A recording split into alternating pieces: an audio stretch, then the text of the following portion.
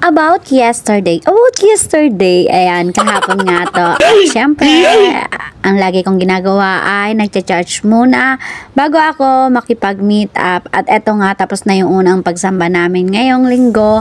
At nauna na ako kay Ruchin, bumaba at nandun pa siya sa taas at nagsa-sell stock ng kanyang paninda. Tuwing Sunday nga, 4:40 AM ay nagigising na ako. Tapos wala naman akong gana pang kumain. Kaya naman nag-aasikaso na ako ng mga paninda ko. Nandito na rin si Ruchin at bumaba na siya. Kaya naman pinagtira ko siya ng spaghetti. At eto, nagchikahan muna kami dito sa labas. Tag mo nga yung kaibigan mo na sobrang ganadong magkwento at with action pa nga. Eto na nga lang yung oras namin na makapagchikahan kasi hindi talaga kami madalas magkita or hindi kami madalas magkasama tuwing day. Kaya na rin sa isang oras ang pakikipagkwentuhan ko sa kanya kasi nga may lakad pa siya at may lakad din ako. Tapos na rin yung pangalawang pagsamba namin at gugora na nga ako sa aking meet up. Bale, 11:30 na to at nang pagkasakay ko nga sa bus ay sobrang naramdaman ko talaga yung pagod. 5 days na kasi nagpapatrabaho yung amo ko sa 3rd floor kung saan ako natutulog or nagpapahinga. Kaya naman inaabot na ako ng alas 12 ng gabi para lang makapagpahinga. Everyday nagigising ako ng 6 AM tapos ang pahinga ko na ay 12 midnight. Nandito na nga ako sa Central at eto na, sinalampak ko na lang yung maleta dyan. Sira ulo.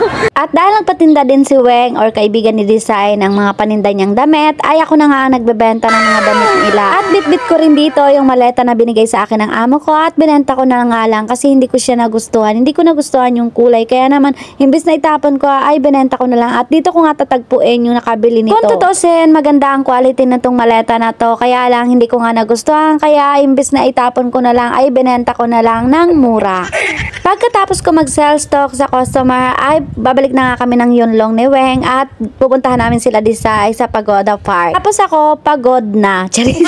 Pagkadating nga namin dito sa Yunlong ay dumaan muna ako dito sa Philippine Shop para naman ipadala tong pinagpaguran ko ng 1 buwan. Oh no! Isang araw lang sa palad ko. Charis.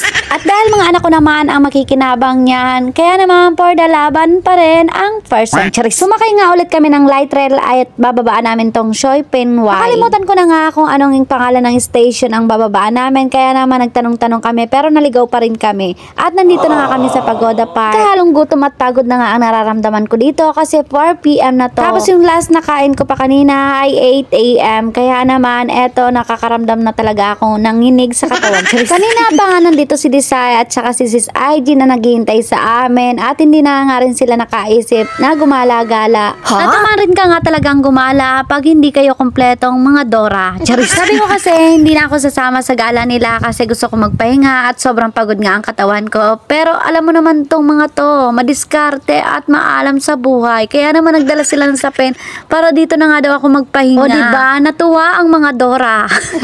At ako naman ay pumuesto na nga para makapagkain ng lunch. Ayan, 4 PM ang lunch ni Greta. Ganyan ang buhay na raketera. Charis. Karamihan talaga sa mga nagraraket or mga nagtitinda ay talaga nakakalimutan na ang kanilang sikmura. Charis. Ngayon, bibidyo mo kami, haggard na kami kakaintay sa'yo. Parang kayo pa yung pagod, kayo lang nag-antay dito. Pagod na pa ako. Yung nag-alok sila na ano na ipapahinga mo daw pero sila yung napagpahinga.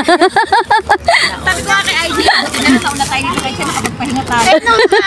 O diba, baliktad ang sitwasyon nyo. Ako yung magpapahinga, sila yung mahaba ang pahinga. Na kami dito pero nasa isa kong cellphone ang video. 6:30 na rin kami nakaligpit at eto naman pauwi na kami. At ako nga ay sobrang lapit ko lang dito sa Pagoda Park. Kaya naman hindi ako nagmamadaling umuwi